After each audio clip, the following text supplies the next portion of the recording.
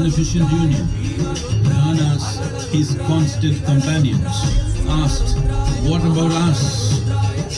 Adiyogi said, "Just drink of me," which drove them into intoxicated raptures.